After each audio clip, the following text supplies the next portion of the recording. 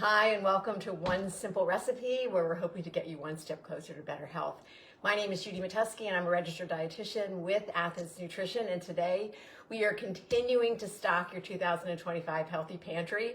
So today it's all about flavor with flavor bombs, and I just love calling them that because I feel like we always need ways just to enhance the flavor of the food that we're eating. When we're eating things that are a little bit lighter, that we're cooking with fewer ingredients, we sometimes really need to rely on certain things to really enhance that flavor. So we're going to talk about a couple of things today, mostly focused on like fresh herbs and how to make a couple of different sauces. And then we're going to spend the next couple of Facebook Lives talking about flavor bombs because there's so many different things that you can have stocked that you can just so easily grab, whether it's out of the fridge or whether it's out of your pantry, to really make something pop.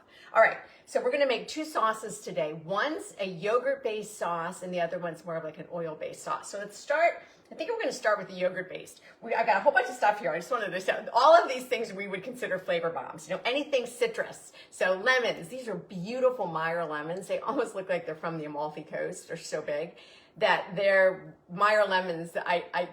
They're just amazing. If you see them, please buy them because they're just not quite as tart as regular lemons. Not sweet, but you know, certainly a little less acidic. Limes. The zest and the juice are absolute flavor bombs, right? Any kind of citrus. I have a whole bunch of fresh herbs. We talk about fresh herbs all the time. This is some basil from my husband's greenhouse. We're getting some basil coming on. We have some mint, some fresh parsley. So fresh herbs by the handful can really make a big difference. And if you're concerned about buying them and then they're going bad, I usually just keep them in the produce bag that they come in. And then I put a little paper towel in here. I make sure you unwrap, or you take off the rubber band and open them up so they can breathe. And I just sort of keep them loose in a bag like this. Sometimes I'll just make the paper towel a little bit damp. And then they're just in my fridge. These I bought, this is Thursday. I think I bought these on Saturday. And this is the mint and the parsley. And they're still like really, really, really fresh. They have not, they don't, they won't get that slimy brown and get too wet if you kind of store them that way. All right, so we have the citrus that we talked about. We've got fresh herbs. We're going to talk a little bit more about those. And don't forget dried herbs. Not all herbs have to be fresh. The ones that really stay pretty well dried are the hardier herbs, like your rosemary and your oregano and your sage. Although there are a few that mint is one that I absolutely love, which is considered to be, more of a tender herb. So fresh and dried, two different flavor profiles, both delicious. So I love to use dried mint as one of the more tender herbs that works well. I think dill actually holds up pretty well in a dried version. But they're okay, it doesn't always have to be fresh. So we're going to use a couple of dried herbs. I have some red pepper here that we'll use that as a spice, but I'm going to use some oregano and some mint. Then we have a few other things that we'll talk about as we go. But let's go ahead and we're going to build like basically two templates. The first one we're going to make is a yogurt-based template. All right, so you can use this as is. It's just its own little flavor bomb, but then you can enhance it. I have Chobani's Greek non-fat yogurt, whatever brand that you like. I tend to like the Greek yogurt for this, or you could use the labneh or the strained yogurt cheese that we made a couple of weeks ago, because you want something that's fairly thick. I have about a cup in here, and I'm going to divide it into two separate sauces. So you're just taking your yogurt and then a nice clove of garlic. And for this is when I think it's really nice to have this little microplane, or if you have a garlic press, because when you're making any kind of sauces like this and you're using the fresh garlic, and the garlic's not really you're not cooking it, so it's not going to mellow out the flavor when you tend to cook garlic. When it's fresh, it's got a little bit more of a bite to it. So I really like to mince it. I don't have a garlic press, so I just use my microplane. But that way it really makes it nice and fine, and you're not, biting into like a big piece of garlic. So we're adding a full minced garlic clove, and then we're just going to add just a sprinkle of salt. So when you have fresh yogurt and you just add a little sprinkle of salt, it really does change the flavor a little bit. It mellows it a little bit. It takes some of that tartness away. So we're going to give it a little sprinkle. You can or you don't have to add the crushed or any black pepper, you know, if you don't want the black flakes in it, just for visual. I just love black pepper, so I'm going to add it in. All right, then I just have these little baby whisks that I love for these kinds of things when you're making salad dressings or little sauces. This is just this would be considered your yogurt base. Like this is our little template, right, that we can build on. But this in it of itself is awesome. So you can add this obviously to chicken, if you're making wraps, if you wanted to just top some fish with this. But this is just nice even as is. You could just keep it in the fridge and then pop it out and use it for all sorts of things, even on some roasted veggies. But we're gonna now divide this up and we're gonna make 2 different sauces. So I'm gonna just take half and put half in one bowl, and then I'll do half in the other, all right? And this way we can, there's so many things you can do with this. Let me get this out of the way. But I'm just gonna demonstrate kind of 2, just to show you. So that's in itself super easy. Probably have all those ingredients in your pantry. When I say pantry, I'm just meaning your whole your whole kitchen. And if you don't, you should, because these are things that you can be cooking with all the time. All right. So here we have our 2 sauces. Let's start with the first one. Now this one you could do, I'm going to use a nut butter. Well, I'm going to use seed butter. I'm going to use tahini. But you could use almond butter. You could even use peanut butter. Might seem odd to think about adding that to yogurt, but it's absolutely delicious. Maybe not so much the tahini because it's a little bit more traditional. And to this we're going to add, I'm going to eyeball it. I'm just going to stir this around. I did shake this up. Because you know how tahini and any kind of a nut butter, if you want it to be a natural, that it does separate. So the oil is going to separate from the solid, but that's a healthier option. And we're going to add maybe 2 tablespoons, maybe even a little less, depends on how much of that flavor you want to add. Now tahini, because sesames can have just a slight bitter flavor to them. I'm okay with that, but not everybody loves that. So if that's something that's a concern for you, if you add a little bit more salt, that will help cut the bitterness of the tahini. I'm just going to add an extra sprinkle here. And then you could also add a little lemon juice to this if you'd want to. I'm going to just use some hot honey because hot honey has just been my new favorite flavor bomb. I love it. I use it. I now drizzle it on just about everything. But the honey itself, that little bit of pop of sweetness, is going to help again just to balance some of that bitterness. All right, so here's just a tahini yogurt sauce. You could add lemon to this. You could add lemon juice to this, lemon zest to this. You could, like I said, you could use almond butter if you don't have, or peanut butter if you don't have tahini. Now, one thing with tahini, when you stir it and you try to stir it turn it into a sauce, it really congeals. It really thickens pretty quickly and it makes things pretty tight. So if you see that happening, all you need to do is just thin it with a tiny bit of water. So I just added, well, it's probably less than a tablespoon of water. And let me go back to my, whisk, just because I love these little whisks because I have a couple of them. Just makes this kind of when you're trying to sort of mix together a small amount of something, these little whisks are awesome. All right, so just that little bit of water really loosened this up. But this is a great sauce. So this could go, again, if you're making any kind of grain bowls, this would be great. This would be great on some roasted salmon. This would be good spread in a wrap to give you instead of mayonnaise, just alternatives. But all these flavors really can really elevate whatever it is you're cooking. Okay, so there's one yogurt sauce. And then the other one we're just going to do is like an herb-based yogurt sauce. And what I like to do, if I'm using something like this, so if I start with yogurt, maybe a little garlic, maybe some salt, pepper, if I'm using it to make like tuna fish salad or egg salad, I will use mostly yogurt instead of mayonnaise just to keep it a little bit lighter. But for this, if it's about a half a cup of yogurt, I might add maybe 2 tablespoons of just regular mayonnaise to it, just to add a little more creamy and richness if you want.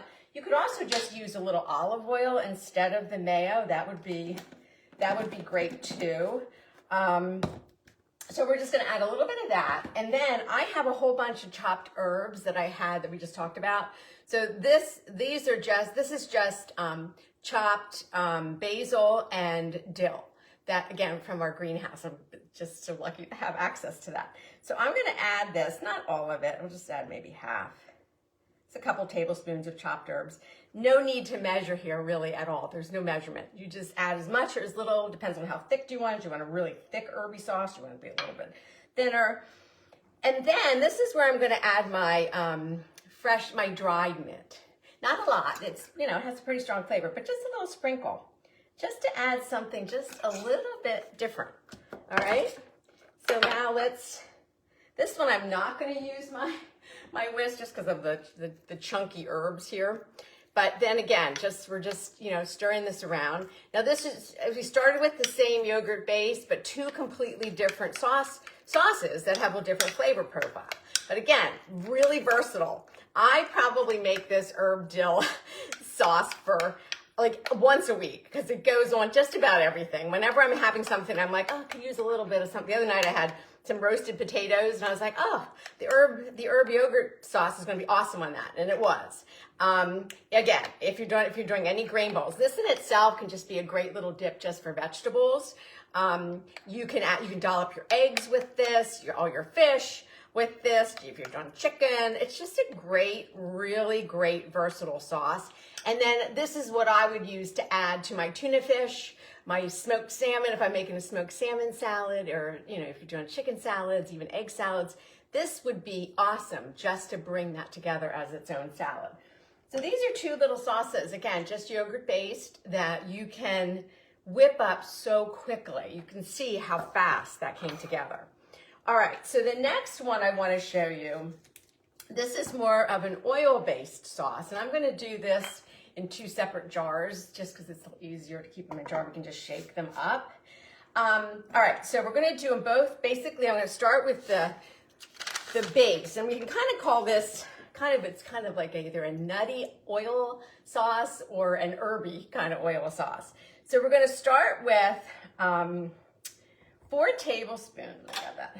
4 tablespoons of oil. Whoops, let me use this end. 4 tablespoons of oil, and I'm using olive oil. All right, so this is, again, we're building the template for this sauce. This is just going to be our base. And it's just kind of the ratio. So when you're making something like an oil and herb, or oil and herb ratio, you can do, it's kind of like 4 parts herbs to 1 part oil. So you don't have to measure, I don't think, with something like this, but if you wanted to, there are ratios that are out there for making certain things, and particularly making some sauces that you can follow. I'm just using 4 tablespoons of oil, which is about 1/4 cup. Now I'm going to add 2 tablespoons of our acid, which I'm going to use a red wine vinegar. This could be your acid of choice. You could do another type of vinegar. You could go back to the lemons and the limes. You could add that. It's just really the flavor that you like. It doesn't matter, but it's nice to have the oil and the acid together. That's a good little flavor balance, as we all know when you're making salad dressings. So we have just this is the template that we're going to start with. This in itself could just be its own vinaigrette. So if you don't go any further than what we're going to do here with basically adding a little bit more minced garlic. So we're going to add 1 garlic clove, again, just like we did with the yogurt sauce. But this, before we start adding any nuts or herbs to this is your base. So this could even be just a vinaigrette, a great little quick marinade. I do think when you're making vinaigrettes or any kind of marinades, fresh garlic is awesome in it. It just works so well. Whoops. I just lost the whole piece of garlic in there. So let me just put that in. All right. And it just really makes a difference. When I don't add it, I can really tell. I really miss that flavor. All right. So now we're going to just add a little bit of salt. And salt's just really essential, I think, in any of these sauces or marinades. Now this in and of itself is a great little marinade. You could use this to marinate, some fish, chicken, red meat, lean meat, ideally. Or you can also add, if you wanted this to not separate and just emulsify, just a little, like a teaspoon of Dijon mustard in here would keep it from separating. But that's, okay, so there's the base. So what we're gonna do is, because I'm just gonna divide this up just so I can, just for the sake of demo here, just to show you kind of two different ways to do this. All right, so this one's gonna become a nutty flavor bomb sauce. And the way to do that is to just take some toasted nuts, your choice. I have hazelnuts and pistachios. That's just what I had handy. So I'm just gonna add, and I just whirled them up in this real small food processor. You could chop them. You do need to break them up a little bit because you don't want whole nuts in there, although I'm going to end up with some whole nuts in here because I didn't chop these super fine. All right, so maybe a couple tablespoons of this, 1/4 cup. Well, depends on, I just separated my oil, so you only need a few. And then I was thinking that to this, I think I might add just a little shake of red pepper, crushed red pepper to this. All right, and then we're just gonna shake it up. And then this becomes, again, just like a little nutty oil sauce, or just a nutty sauce that you can use, again, just over anything you want, roasted vegetables or any kind of vegetable to make that, just to add a pop of flavor. Again, drizzled over fish, just about everything we talked about you can use it for. But this just has a little crunch to it. Again, a little different flavor profile. You can add it. The more nuts you add, the thicker it gets. So if you want it more like almost like a paste, you could take it to that level too, and add by adding more nuts. So that would be nutty. And then if you wanted to do herby, which is kind of like a chimichurri, you would just use some chopped fresh herbs. Now these are, I'm using a few different herbs here. So this is mostly chopped parsley, and I added some fresh mint to this rather than dried. And again, I'm not worrying so much about the quantities, but you could follow a specific ratio, which would be for something like this herby sauce, it would be probably 4 parts chopped herbs to 1 part oil. So that would be, if you were doing a 1/2 cup, it'd be a 1/2 cup of herbs to a couple tablespoons of oil. So you just kind of follow that ratio. And so this, I'm just going to do the herbs, and then because I wanted to add maybe some dried herbs, how about a little shake of dried oregano in here? And then the same thing, we can just shake it up. And now we just have this great little herby sauce. This one again, same thing. You can make it thinner by adding a little bit more oil to this, or you can have it chunkier by adding more herbs. Just depends on your preference. What I love about these sauces is that they're so easy in the sense that you can mix and match your herbs, you can mix and match your nuts, you can mix and match any of the seasonings, the acidity, if you want lemon or if you want vinegar. But I just love using olive oil. That's my favorite. You could use avocado oil, obviously, but you play with these because there's really no wrong way to do it. I've made these so many times and I never really follow a recipe. I just go by luck. I'm like, oh, that's a little too thin. Maybe I'll just add a few more nuts. Or, oh, this is a little too thick. I think I want to add a little more oil to this just to thin this a little. So, and then just taste it. Maybe it needs a little bit more salt. Maybe you want a little more heat, so you might want to add a little more red pepper. If you want creamy sauces, I just love to start with a plain yogurt, Greek yogurt, preferably non-fat or no fat, no dairy fat, because we're adding other plant-based fats. So to this, we added some of the tahini, which is a plant-based fat. Here we didn't, which is fine, but like I said, you could, oh no, we did, we added the mayonnaise, but you could instead of mayonnaise, you could do oil.